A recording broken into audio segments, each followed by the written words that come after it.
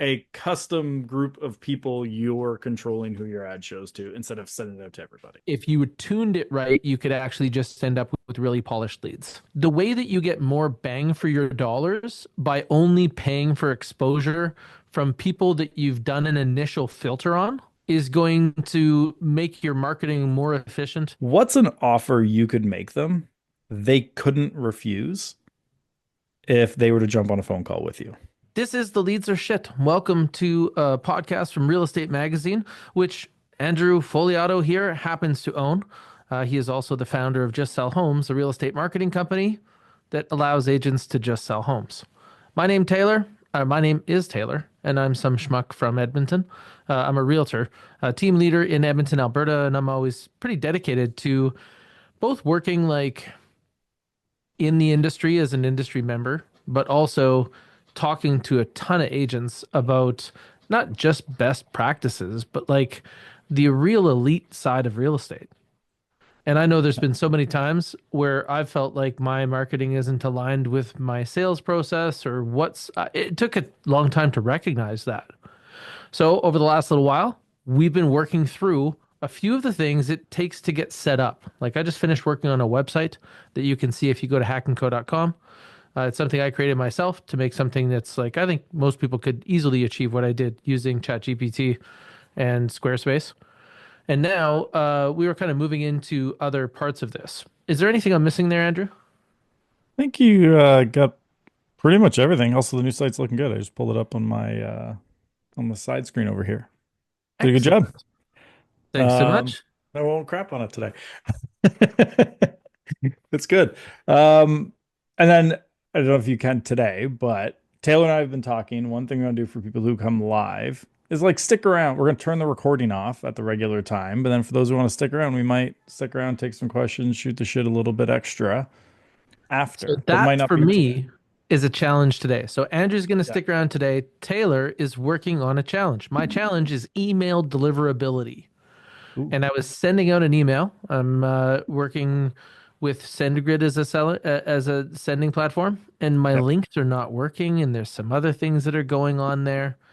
Have you So done all the like domain verification that you had to do with Google and all that?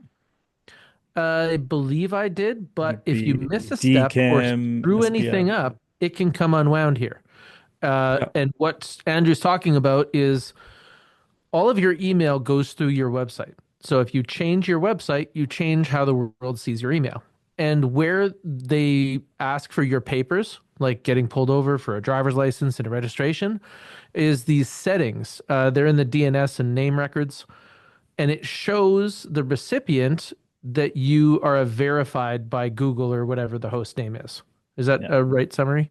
Pretty much, yeah. And like right now, it's Google and Yahoo are essentially requiring it, or they're just sending you to spam. So like, if you don't do this, and like this came in a few months back, like if you've seen your rate of bounces or spams go up exponentially, if that's something you pay attention to. By the way, I found out I think it's top producer doesn't track open rates. You just can't. We had a client, or not a client, but it was someone we did some consulting with, and we told them an email to send to their database, and they sent it out, and I was like, all right, how many people opened it? What were the results? Like, top producers like, yeah, we can't show you that. So I was that's like, going to be fun to get into because this is such a big part of my game this year. And yeah, that's why I'm going to a deliverability expert no, to talk about improving that because I need this system to work really well. Where as we launch new listings, we are continually remarketing to people that are engaging property. Like I'm in a low inventory environment. So I want to get people to respond to us to turn into showings and listing market evaluations. So this stuff has to land. yeah. So you wanted to talk Okay, today if about you, retargeting in general, right? yes. So can you give us both retargeting and remarketing? Same thing.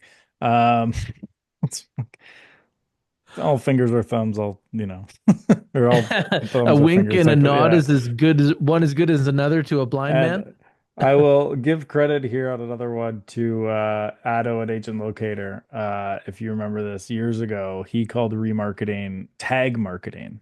Like you tag someone and then follow them around the internet. The amount of people that would come to us be like, "Can you do tag marketing?" We're like, "We're already doing retargeting for you. Like that's But just already the way he happening." framed it So he changed just how they changed the thought. name. He literally Yeah. just changed it. It was exactly the same thing that everyone else was doing. He just called it tag instead of retargeting or remarketing. And literally, there was like a 2 year stretch where I had so many people like, "Can you do tag marketing? Can you do tag?" No, but I want tag marketing. Like, I'm like, "You're already doing that. It's exactly the same thing." I was like, kudos to Otto because he really got that out there for a little while. But yeah, that was a funny one. So like essentially all it is just a custom group of people you're controlling who your ad shows to instead of sending it out to everybody. That's Mm. all we're talking about. There's a lot of different ways to go about that. There's a lot of strategies. There's kind of a general way, or there's some really advanced, like I'll show you some of the advanced or talk about some of the advanced stuff today. Um, as we're kind of talking it through you. I don't know that everyone needs to do all the advanced stuff. Like for a lot of people, even like you took like a $2 a day budget, upload your database, and just had a light branding ad always running to your database just to keep you top of mind. That's what I'm talking about. Yeah, It's super like simple.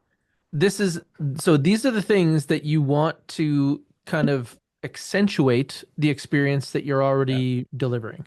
yeah, So, and if this is something that's inspiring to you, if you're in the chat, know that this is interactive. You can yeah, interact with us. In fact, we'd love you to introduce yourself and where you're from. yeah. Let's see, So see where we everyone can is talk a today. little bit more specifically, maybe to you. You can also ask any questions. So imagine that you were going to go on a listing appointment and you had the email to the person that you're going to go on and you could target them online. You could essentially like fill their Salt Lake. I think it's our browsers first full of person from Salt Lake City. reinforcement ads. I think it's our first Salt Lake we've ever had on here. Hey, Well, Cindy. Cindy is not just of Salt Lake. Cindy is also like a record holding agent in Turkey. Is that right? And Nice.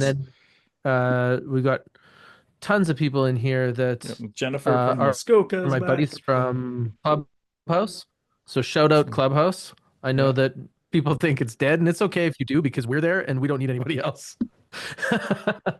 So it's your own clubhouse. It really is our own Clubhouse. Everyone Yeah. else left. Yeah. The three of you are very happy. So, what we're talking about is retargeting and remarketing. And Yeah. what we're saying is imagine your database just gets a gentle reminder that they like you and you're in real estate as they give attention to the internet. So, wherever they are, whether they're on their phone or so on, imagine that the next time they see you, they mention it. They're like, geez, you're killing it. Like Just everywhere you're I see your everywhere. ads, you're Yeah. everywhere, Yeah. right? That's what winning feels like. Yeah. Like that. But that's like the very base way to do it, right? Like you just upload your database, run it to them. Um, but like one of my, I have a couple favorite ways to do it that I think really are, this is where you get into like the more fun side for me of retargeting. So like you think of like drip email campaigns that a lot of people have where it's like day one they get this email, day three they get this email, day four they get this email, day 10 they get this or that type of thing. If you know how to set it up, you can do that with Facebook ads where it's like day 1 and 2 after opt-in they see this ad, day 3 to 5 they see this ad, day 6 to 8 they see this ad. And you time the ads based on how long since they opted in. That's one option. Or the other one we've tried in a similar model is well, I just got a new phone or a new iPad and how do I dismiss a call on it? There we go. Okay, we're good. Oh, I, I, haven't I haven't adjusted had those settings yet, hey? I haven't had an iPad in like 10 years.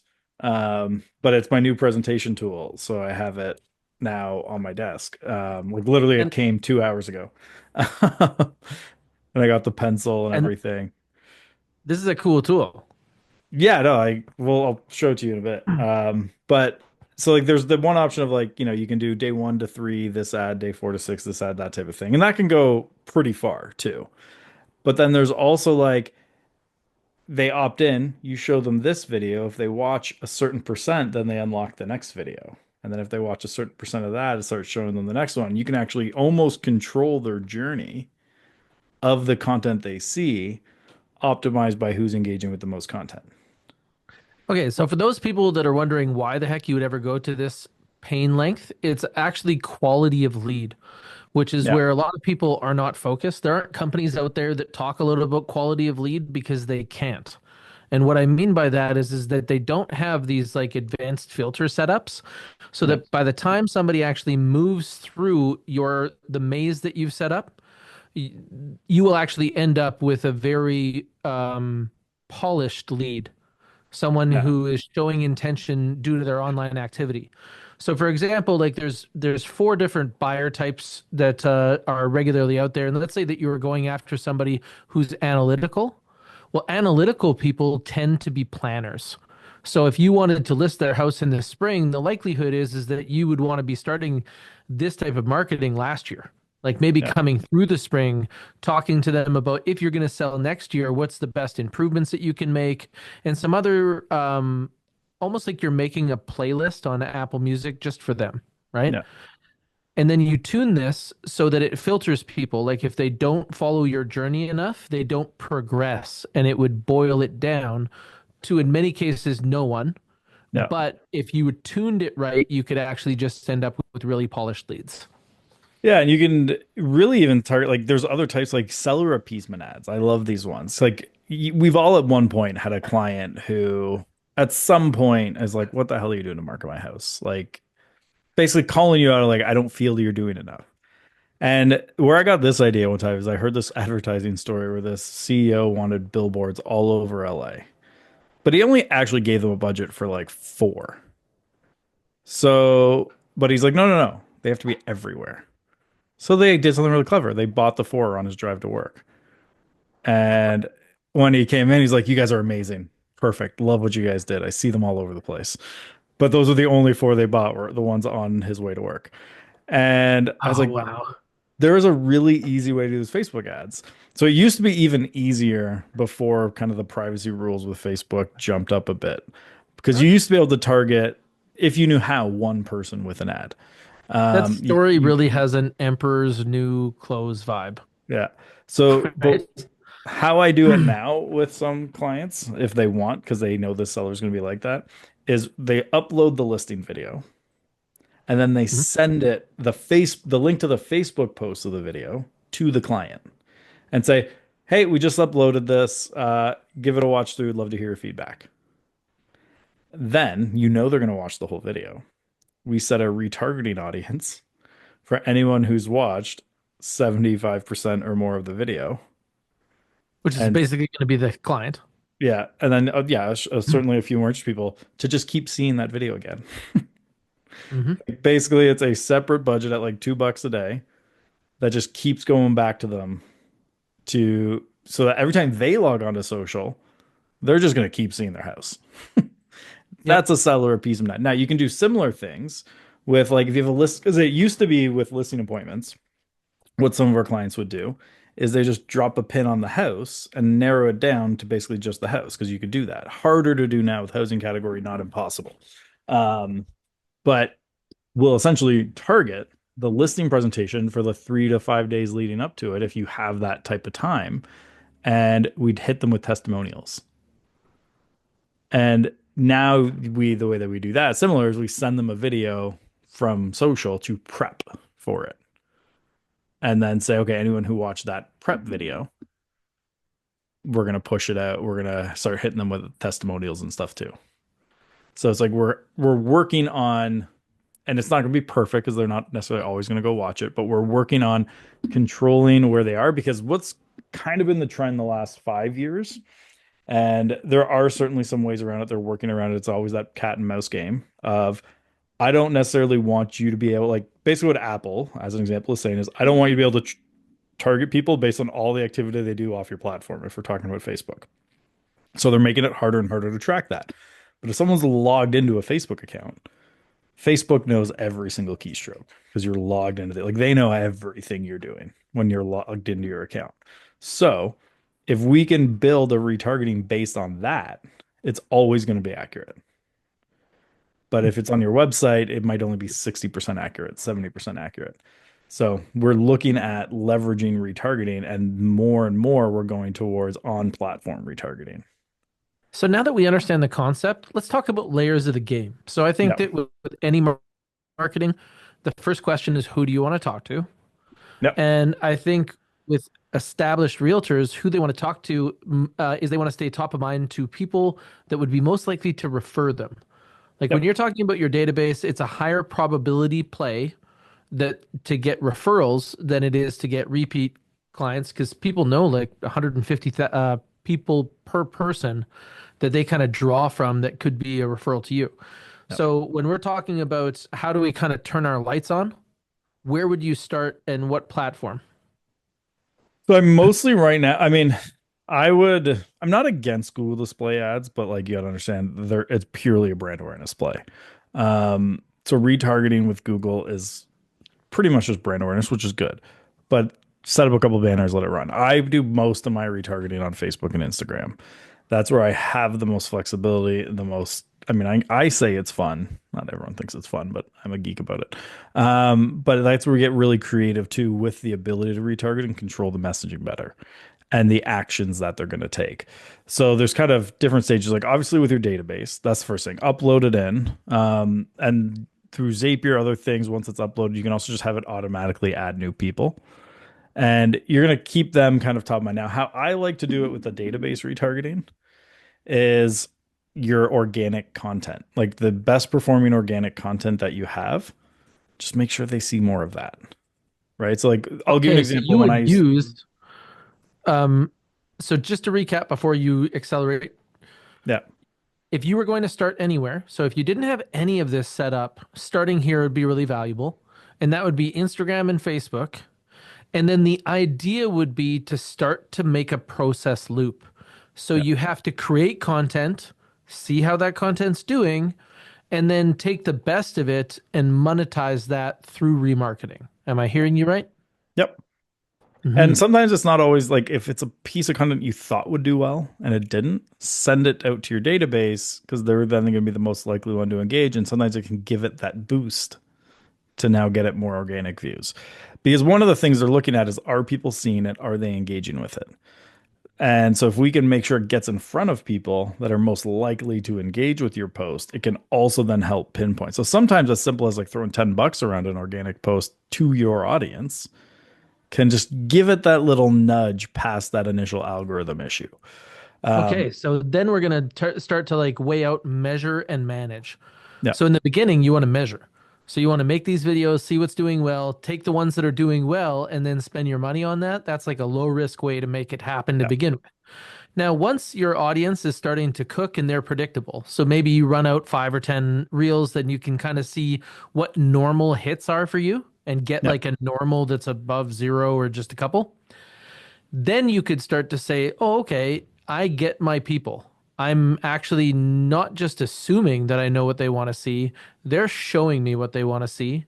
yeah. Well, now we can actually take the measurement back to management and you can throw out content you know is going to score with them with budgets behind it to get the algorithm to pick it up, Yeah. right? Because if the algorithm is picking it up based on your ideal client profile responding, it's going to send it to other people that have a lot of similar interests with where they're spending their time online. And this is also step one of getting around the housing category because these So outline videos, what that is first and yeah. then take us in. Okay, so housing category, if I'm pretty sure if everyone here is in the US and Canada, you know what it is if you try to run an ad, which is 15-mile radius is the minimum. Even in Canada, they go by miles, which is annoying. Sometimes some accounts, if you set it up properly, will not show it that way, but even in Canada, most are still set to miles. So 15-mile radius, and then you can't pick change age, you can't change like all the interests are so Any generic, they're not delineating used. factors? Yeah, except for language. Language you can still use, which is quite effective if you can work in a second language or third. But you have to be able to speak that language to make it worth it from what we find. But that's a whole other And it would have to be thing. like a rare language in the area for this to work because the As long as problem it's not the that the main housing, language. yeah, the problem that the housing category created is it makes your dollars not go as far because it dilutes them through too many people. Like you would think about how many people could stand in a 15-mile radius. and you want your target marketing to be much more dialed into that. Why are you marketing to people in real Cost estate per that lead just hasn't turned changed with it. 18 years old, Like, right? just to be clear though, like our cost per lead does not change when we had to start putting on the housing category on. Like, you have to do different things to reach them. And really, the main difference is like there's a slight difference on the conversion level of the leads. It's not a huge difference either. Because at the end of the day, yes, they're trying to follow the rules, but Facebook still wants you to get the best results. So they're still going to optimize your content. You can speed it up with like the language of your ad, right? So like if I'm doing an ad to people in Newmarket, I'd be like, "Hello, Newmarket homeowners." Whereas before, I could just know that my ad's essentially going to Newmarket homeowners. But if I open the post with something for them or the image directly calls them out, anyone who's not that typically is just going to leave. So And that's now it's, content as a filter. yes, we use the copy, the creative to filter up because as some like the first group starts engaging when you're paying for it, and then these other people leave, they're gonna be like, okay, it's clearly this type of group, homeowners who want to see it. Let's show it more to them. But if you're just promoting your regular content that's not housing category, because it's not a house for sale or anything like that, how we approach this is let's take some non-housing videos and hyper target that to like if say let's say you have a farm area, like what's a neighborhood in Edmonton you like? Let's say Glenora. Kenora? No, let's go Belgravia. Belgravia. Sure. So Belgravia, you want to target them very, very specifically, but small area, especially when you think of the 15 miles. So go shoot a video, stand in front of the most recognizable part of it. Like it could be a coffee shop, a park, doesn't really matter. But something that someone from the area would stop the scroll. It's like that, oh, hey, that's around the corner from me. And your video could be, here's my favorite coffee shop in Belgravia. Doesn't matter. It's a piece of content that someone from that area would likely at least stop enough for 3 seconds of playtime. And this has to be entirely non-real estate, so I cannot say anything about real estate stats or anything else. It has to be about the coffee shop alone. Yes. So like I I wouldn't just even wanted to say, make sure that hi, everybody's I'm picking up what you're Taylor. laying down. Like, I would even avoid saying something like, hi, this is Taylor. I'm a real estate agent with Remax. Because they can read the transcript of the words. They can like you don't want it like it probably won't. They're getting better at letting things through that aren't listings, but it's still not perfect. So we just super simple to get around it. Or it's like you profile a local business, like have the owner, because like the an owner of a popular business is also a great tool to get people to stop and look because you're showing their face, and they're like, "Hey, that's John," right? Or like that's the guy from my favorite coffee shop. So Because we get them they to are a stop. landmark in that community. Yeah. So we hyper target that to our ideal audience and exclude realtors typically. And then we set a 3 second video view custom audience. So anyone who's done a custom audience or who has watched 3 seconds of that video gets added to our custom audience. And now when we run a paid ad that we want to target just there, but it's a housing category, we run it only to people in that 3 second audience. And here's where you come back and do after this is go back to the original ad after you've created the 3 second audience and exclude them from seeing the ad. Because Facebook typically will optimize for a through play, which is 15 seconds. So even if they're once they get in the 3 second audience, it's going to try and keep showing them the ad until 15 seconds. But we don't at that point care because we just want them in our custom audience. So we, as soon as they hit three, they're now excluded from seeing the ad again until they've hit that timeline of it's been so long since I hit that audience, I've now fallen out of it because there's a time limit on how long someone can stay in a custom audience. Then they'll start seeing it again until they hit that 3 seconds and then they're back in. So you could have this ongoing, Okay, I'm going adding to unpack people that in. for a second. So, what Andrew's talking about is essentially financial efficiency. No. So, when you run an ad out to collect an audience, you say anybody who watches this for 3 seconds, I want to put in a custom audience, but Facebook will continue to show them and spend your money on them until they watch 15 seconds, but they're already not going to do that. Yeah. So instead, he excludes them so that doesn't become waste. Yeah. And it will continue to be almost like a vacuum for people willing to watch 3 seconds, Yeah. which with much less waste. Yeah. All right, you've got us So up on the screen here. Yeah, so this is just for if I don't know what the screenshot or anything like this, but this is the setup, right? Like you have a hyper-targeted non-housing video ad that feeds a custom 3-second video view audience. You exclude that same audience from seeing the ad. And then when you run your housing ad, you target it to the people in that 3-second video audience. So this is how, like, for example, if you want to run a listing video to your area, you can have it only run to your area. You got to build that custom audience first, but once you have it, now it's one that you can always, it's like an asset that you've now created of, I have this hyper targeted group just for here that I can now run any type of ad I want to. So And it this is keeps really going. valuable because when we were talking initially, who we want to talk to is our ideal clients. Yeah. What Facebook is trying to do is not that. They're not trying to prevent you from doing that. They're trying to prevent you from excluding people for nefarious reasons. Yeah. Like, So do you by know why this setting all up came some in, right? content and hoovering up this idea or this audience that you create, then when you launch your next video, the way that you get more bang for your dollars by only paying for exposure from people that you've done an initial filter on is going to make your marketing more efficient and give you more opportunities to convert into Yeah. sales. Yeah. So the other kind of slightly different retargeting strategy we do sometimes is so like with leads, when you think you get a new lead, as quick as you can, you want to identify which ones are like hot, which one of these are ready to go. And so this one I learned from a guy named Nicholas Kuzmich, great marketer. He now lives in Kelowna. And he calls it a Godfather offer, which is literally just because he likes the Godfather. But the idea being if someone opted in today to like what's my home worth campaign as an example, what's an offer you could make them they couldn't refuse if they were to jump on a phone call with you? So for example, like you could be like book a like they opt in to get it, be like, great, we'll get that out to you. By the way, we will if you jump on a call with us to talk about selling your home, whether you hire us or not, I'm going to send a cleaning crew out and give you a free cleaning of your house. And for a lot of people, they're like, wait, I can just get a free. But like, how many of you would pay, like, if you had a new lead, $150, whatever a cleaning crew would cost you, $200 for someone to jump on a call that's thinking of selling, right? So Woo. it's like, what is an offer you could give them that would make it worth it?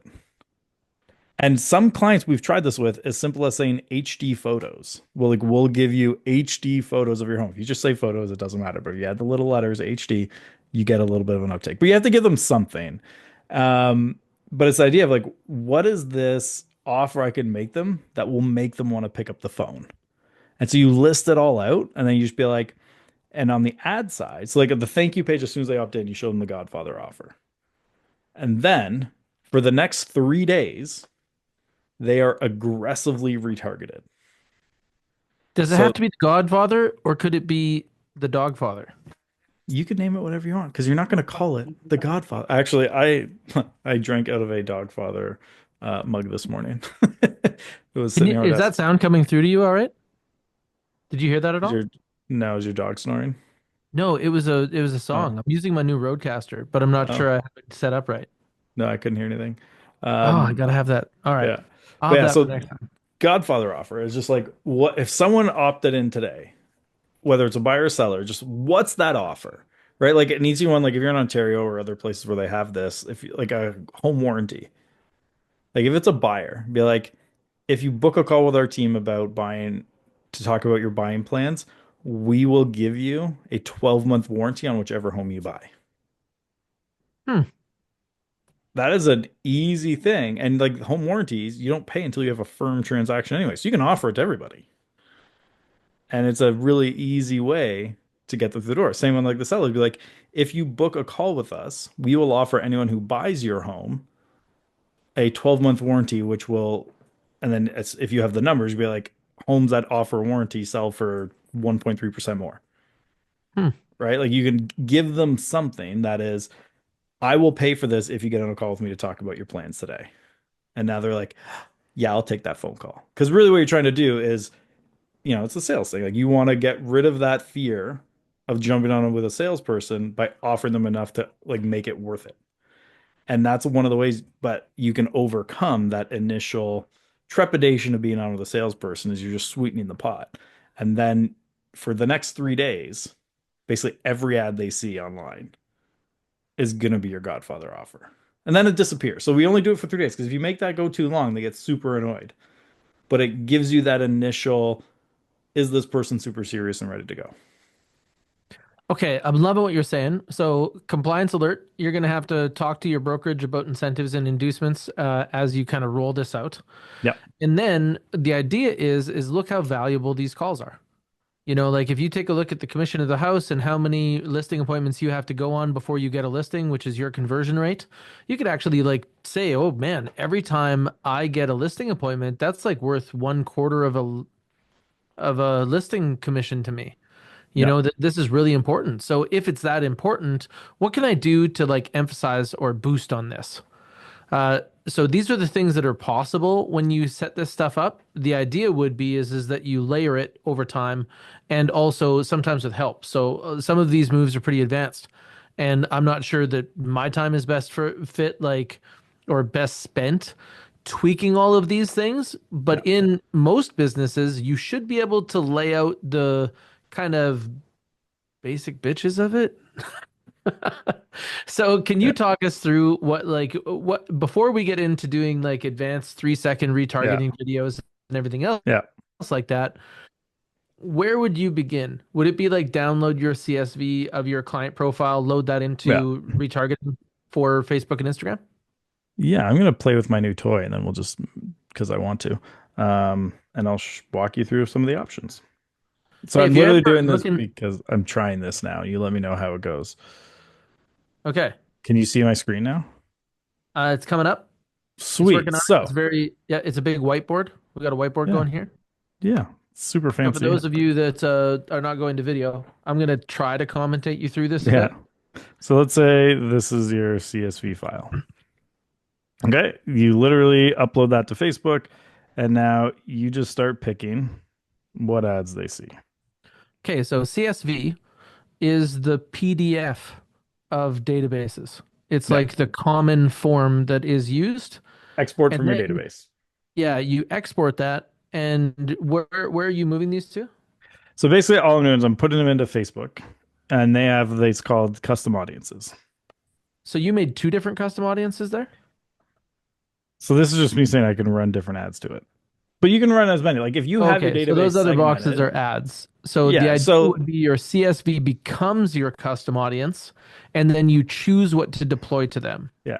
Now, roughly speaking, let's say you have, or no matter what the number is, you're gonna see around 60% match rate. Typically, is what we see.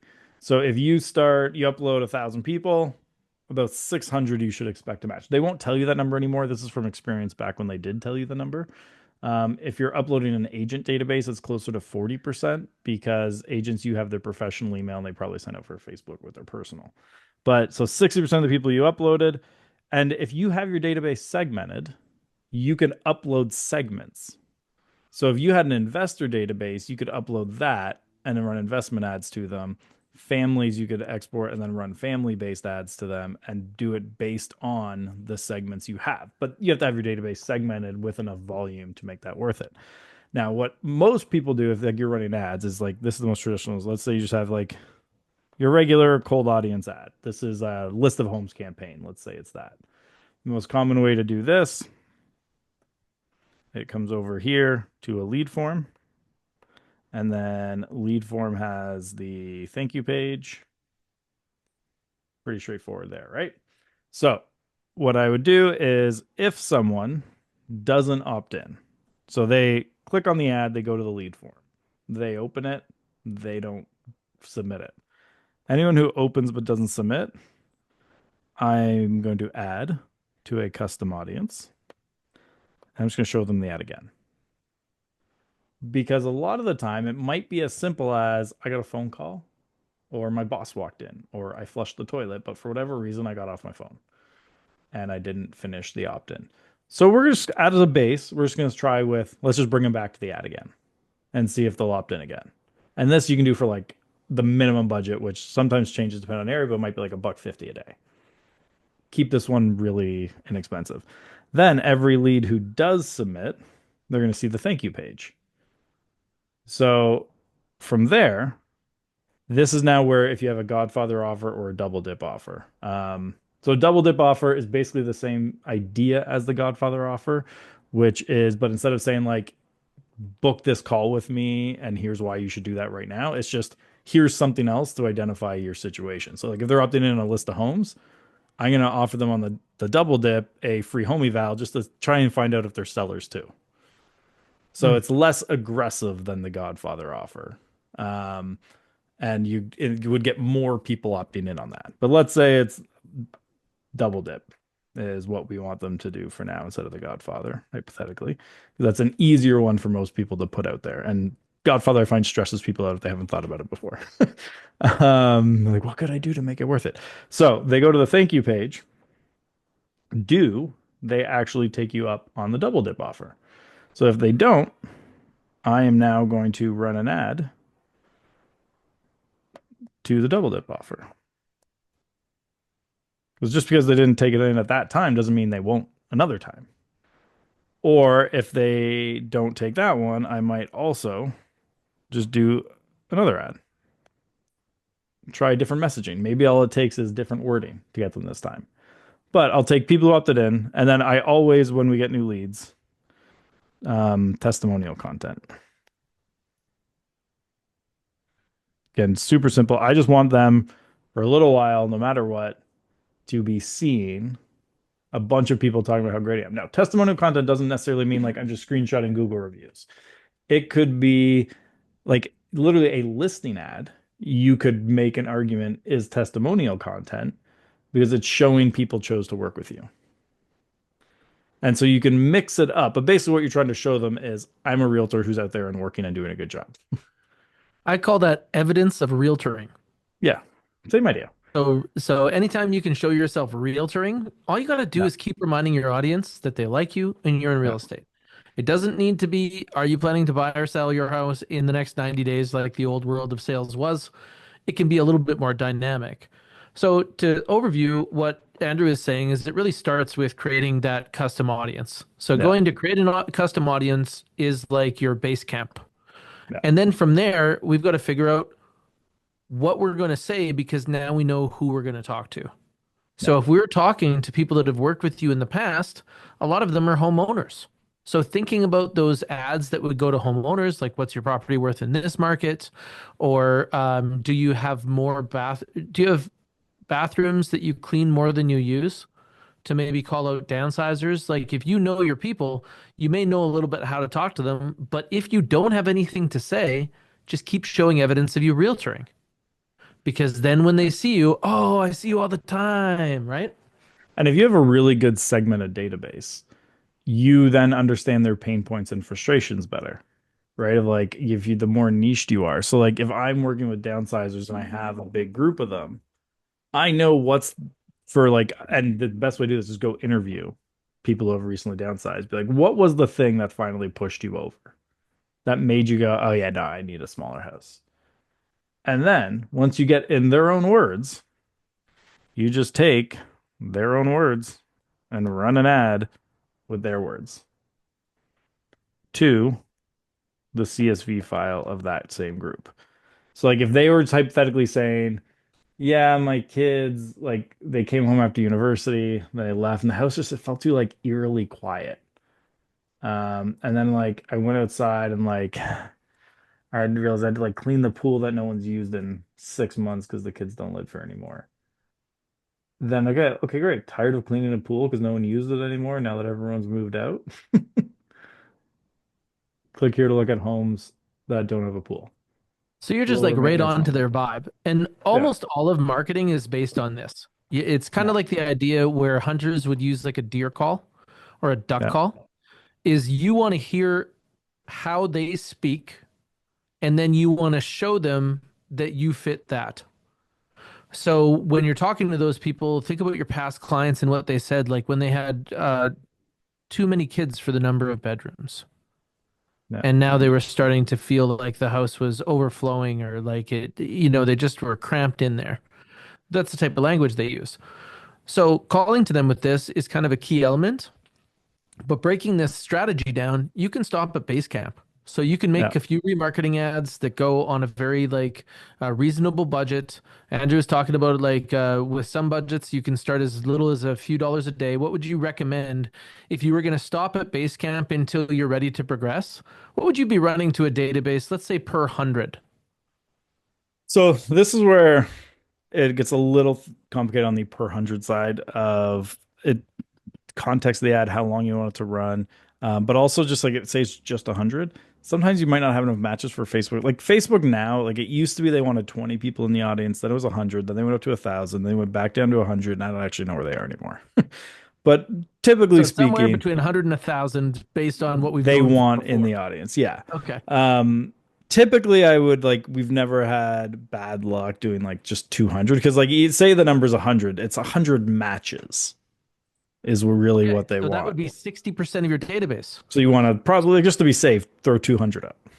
Okay, so this strategy is for you if when you download your CSV, you have more than a couple hundred. Like you should gain Yeah. confidence once you have about 300 emails on a list Yep. to put into a custom audience. And then let's say that we're creating that. Now there's going to be ad budgets that vary on location, but if you were to give a range of what's reasonable, So if it is a short or a long term, just like branding ad, and I just want to kind of stay in front of them, typically what I would do is I do an initial push of like 30 to $50. Because like from that audience size, it's super cheap to reach them. You probably like if you set a 1 week budget at 50, it won't even spend the full 50 most likely for an audience that size, but it basically forces it through to make sure they see it. And then that's where you're going to get that initial engagement if any is going to come from your database. Then we lower it down to like for that size, I'd put like literally $1.50, $2 max. Like whatever the minimum is, I'd essentially put it there for that size because it's such a small group from a Facebook ad perspective. Like as a rough rule of thumb on like lead gen ads, for example, the rule of thumb we use is $10 a day per 100,000 people. So when we're talking about 500 people, a thousand, like the number's so small from a Facebook perspective. Like if you're running a video, you can get views for a penny. So when you think about a view at a penny, yeah, you're gonna spend $3 and get your whole database to okay, can you see a talk video. to me a little bit more about that? Meaning that you're saying that different types of content is different cost? Yeah. And I mean, at the end of the day, it's also the quality of the content, right? So like if you and I both put up a video, your video's great, my video sucks, I'm gonna pay more per view. It's not a Hmm. set, just everyone pays this for this number of views. Because at the end of the day, even with their ads, the quality of the content dictates how much they want to show it. Because if someone watches it more, they're going to spend more time on Facebook, and then Facebook's going to make more money off them. So Mhm. they also grade it on the quality of your ad. So like just because you have an ad doesn't mean it's going to go well. Like I will have two videos next to each other. One's at a penny per view. The other might be at 15 cents. And that's just the quality of the video. So like that's where like when I talk about like if I'm going to boost reels, even though I use the word boost for simplicity, I do it through the ads manager because the ads manager is better than the boost button. Um, the when we're boosting it, we're boosting the ones that started to perform really well organically because that'll make a better ad that gets more reach. So I'll pay less to get the same amount out to people. So like sometimes what we'll do is say we're doing like an image for a listing. I'll pick a few images for that listing ad, see which one is getting the most reception, and then blast it out. Or like another strategy here. Let's say you're testing what hook works the best on a piece of content, like a video that you have. Which hook, 3 second hook at the beginning works the best. Add 6 different hooks. And so you have 6 versions of the video. Paid ads, all 6 versions, each gets $10. Whichever one has the lowest cost per view, you know had the best hook. And then we take that hook, that's now the organic one we send out. So it's rapid testing to see which is the best hook going to a specific audience that you chose. and then Hmm. we take that one and we upload it organically to everyone. So it's just again playing around with strategically using it to get better decisions. Like if you could pay $50 to know which of your videos will perform the best, most people would probably do that. They just Hmm. hadn't thought that you could do it that way. So super But why simple you idea. do these types of things is like, especially for stuff that's recurring. Yeah. So think about most corporations will spend about 10% of the resources of any major initiative to decide whether or not they want to do it. Yeah. So spending about $50 to test videos that might be the way you do listing videos for the majority of this year, Yeah. that's a good spend. This is like where those people that are willing to spend a little bit more time. I think it's an Abraham Lincoln quote that says, if you gave me 8 hours to cut down a tree, I'd spend the first six sharpening the axe. Yeah. That's the idea here. So when this is working, what you'll see is what you'll experience is that if you're running remarketing ads to the people that already know you, they'll start to comment on it when you see them, right? Yeah. That'll be where you get some feedback there. If you're running ads that are designed to pick up an audience, that's where you're going to start to have to kind of test to say like, oh, am I saying the right things? Am I saying the things that I think? Or have I asked enough people to kind of get the gist of what the language they're using is? Yeah. That's when you'll find out that a lot of marketing is like house and home have different meanings in different places. And some people will say, I make a home, but I look for a house. It's, or I sell my home, but I look for a house. It's different. Yeah. So Suzanne Miller is asking in the chat, and we appreciate people for joining in the chat. Like we see Cindy from Salt Lake City, we see Jennifer from Muskoka, Aspen from Sundry, Scott's East GTA, um, also Ohio. How you doing there? That's Janice. Good to see everybody that came. So the question is, where do you put the CSV in Facebook? And this is I in did the ads put that on manager. the screen. Andrew's Um, sharing the screen. yeah. I'll just put you up. I had it up on the screen earlier when she asked it. It's just loading. One sec. So literally you just go to your ads manager, which is facebook.com/ads manager or adsmanager.facebook.com. And then on the left where the hamburger is, which is literally just on the left side, you'll see something like this to expand the audience. We call that the hamburger, a very technical term. Look for the section called custom audiences. And then there's a big button in the top left, not that big, that says create audience. And then you'll see one for like customer contact list or something like that. Nerds Super are so simple. funny. As soon as you started calling it a menu, they were like, "Oh, it's got to be food related." Yeah. So this is a hamburger menu, and then the other types of menu are all named after food. If I have a list from my title company with targeted addresses, is there a way to create an audience from this? So if it's just like their like physical street address, you can bulk upload addresses. But by default, so it depends again if it's a housing ad or not that you're trying to run. So if you have to do it under the housing category, it's 15-mile radius around the house address, so basically becomes irrelevant. But if you can do the ad as a non-housing ad, so let's say you have an address, we drop the pin here, and then we can do the 1 mile radius around it. 15 mile. No, if Oh, it's a if non-housing, it's a we non-housing can go one. down Yep. to 1 mile. But then what you can do is you can do what's called a exclusion audience and do 1 mile there. And you can do 1 mile here, 1 mile here, 1 mile here. And basically you're now excluding all of this and you're just like tightening it up. And this is how you actually get around going closer than 1 mile.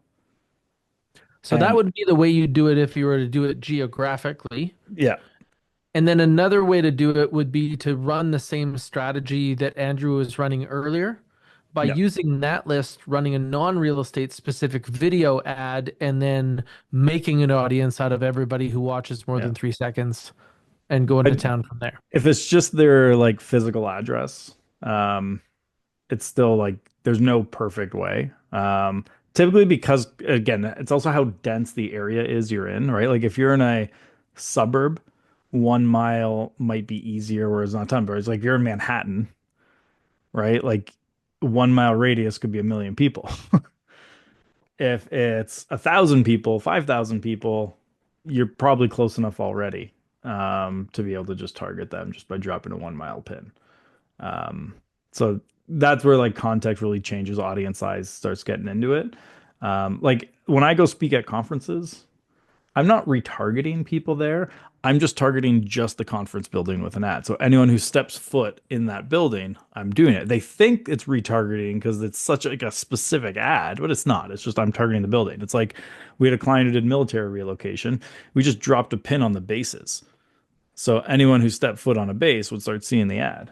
And it'd be like, it's posting season. And then you get some guys in the forces who'd be like, my posting notice just went out this morning. How do you already have an ad asking if I've been posted?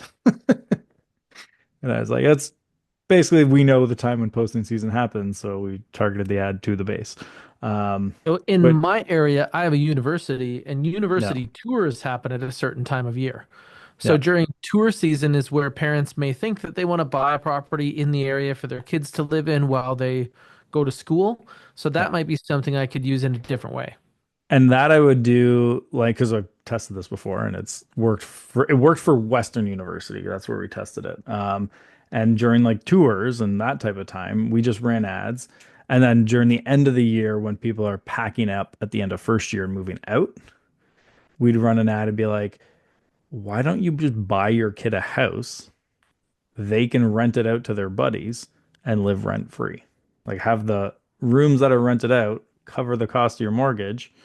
You basically have your kid live for free for four or the next 3 or 4 years, and then you sell it at the end of it or keep it. Makes a lot of sense to me. Yeah, like it's a very, very targeted message. You just run for that really short window and it can work. Well, Jen says, Hmm. I'm scared to run ads again. A couple of years ago, I ran an ad and didn't realize it was running for weeks. $3,000 later, still have no open customer service with Facebook on this. Okay, so you can set caps.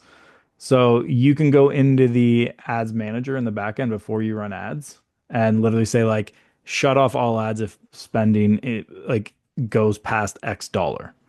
And you can set that low. Now you have it won't always notify you properly that it hit that, so you have to like check it more. So sometimes that'll happen like you'll go in and be like, "Oh, my ad doesn't run 2 weeks. Oh, I accidentally hit the bid the cap I put on my account." Hmm. Um, but yeah, I mean, I've gotten those bills reversed sometimes if it was a mistake. Like we had a client they messaged us at like 4:58 on a Friday, or and then we couldn't get the ad up in time for them because like most people had gone home at that point, and but they wanted to do a $500 spend for 3 days, which would have been over the weekend, and the woman accidentally put 15,000. Um, and so like it was a very clear out of the norm for them, and I was able to talk Facebook into giving them 13 back. Woo. I was a bit of a hero there on that one. But like you So, can get them sometimes to give the money back, especially if it very much seems out of order. If it's been 3 years, I'm just gonna be honest with you, you're probably not getting it. Typically, if you haven't gotten a resolve in about a month max, it's not coming. hmm, Um, I have never had something like I've had the I'm exact surprised identical they give any situations. refund at all, right? Well, But they do if you have like history of doing stuff because they want you to come back and spend, right? So like the one where it was 15 grand over a couple of days, this is an account that might spend 50 grand a year, right? So for them to like give them back that money that was clearly very out of character and a mistake, and we came not lying to them that like because like some people will come to Facebook and be like, no, your system screwed up. Do you guys owe me that? Like, what we just did is we were very honest, be like, hey, here's exactly what happened. The client kind of rushed it. They wanted to get in and get this done, and they accidentally typed in this. You can see it's out of character. You can see like the numbers didn't make sense on the ad because the audience, like, we basically just laid it all out in the line, and we just said, is there anything you can do to help us with this client? Because this just shot their budget for the next X amount of time. yep. And when we just laid it out very honestly, they just came back and like literally I didn't hear anything outside of like an acknowledgement they got it until there's just like a refund notice that came through. Hmm. And we're like, great. Because I they would have actually settled just for an ad credit on that one. But they got Oh the actual yeah. money on Well, the settle for anything because like what can yeah. you do? There is no case. You made the Yeah. mistake. Yeah. But I'm glad that they worked it that way. I hope Jen makes some progress on that because Yeah. it has to feel like she walked into the wrong poker room at the casino. Yeah. She's Jen, just like, next time set a cap on your yeah, account and that you have to manually reset it if it ever goes over. yeah. The kids might Yeah. say no cap, we say cap. Yeah. Bid caps, running cap, all that stuff. It's fun. You need to like the other way is just keep checking it, which I realize can be a pain if you're busy and that's how things get away from you. So Or you we're just going to hire someone to run continue it. to work on this as we fill out the process. So right Yeah. now we're talking a little bit about remarketing. We're just talking through me setting up my website there. I'm going to be running some fun stuff coming up as we start our new listing process. Yep. So we'll be having a lot more email marketing for those people that are doing that. We're going to set up some neat email tools to talk to all the people that we're calling Hack and Co insiders. That's where You we're want to driving. do email marketing next week as our topic? Actually, next week is a Oh, guest right. episode. Yes. Right. So there are a few rare fish that I get access to. It's super cool, actually. Some of the top agents in the world are in my phone, and it's something that took me years and years and being able to talk on stages and kind of ending up in the right places in some cases. And this is one of those people. So I have to say that um, when we started to become friends, and this is what I'm talking about, Andy is the number one realtor in all of California. Uh, it's an incredible accomplishment. But when Andy started to spend time with me, like talk about somebody who you feel their vibe, like he immediately was looking to kind of help, right? And for those people that know, I know a few of my clubhouse friends are here today. If Andy chooses to help you, like man, like sky's the limit. Like he's just an incredible person. So he's going to be coming on and talking to us. And what Andy's special skill is making what really matters matter. When you take a look at how he was able to accomplish what he was looking to do, like the guy runs a CRM out of his phone, like his phone book. His website, it doesn't look as designed to drive traffic at all. His open house game is second to none. His it's his team of eight did over 300 transactions in one of the most competitive markets in Silicon Valley last year. Uh, yeah, he knows his stuff. So Pretty I was good. like talking to Andy. I talked to him Yeah. probably a few mornings a week, but Yeah. I'm excited to have him on next week. So we got about, do you got like 4 minutes to stay on? Because I know you said you're gonna have to jump Yeah, pretty I have a quick on couple of this. minutes. Yeah, Okay. yeah. So I want to show you a new thing I've been working on, which is Okay. why I actually got the iPad, because it's a new presentation style. But we're gonna turn off recording though too, because this is gonna be the bonus for people who are here live. You get the first view of a new thing I've been working on. And really what I want is feedback on does it resonate? Does it work for you? All that fun stuff. So sorry if you are watching the recording. Show up live next time. Now I've got to run because I've got email problems. Yep. And we're going to work it out. And then I'm going to come back to you and talk to you guys about it. But as always, we're happy that you came here. I think Andrew's going to stick around a little bit for anybody who Yeah, has questions. definitely. And we're going to do this more at the end of each episode. But for Yep. now, my name is Taylor. I'm a realtor, very much like you in Edmonton, Alberta. I'm here with Andrew Foliato, who has been putting us to school today in marketing, laying out his plan. And this plan could also maybe work for you. And we really appreciate you coming by. I'll catch you Yeah. guys next time. See you next week, man. See ya.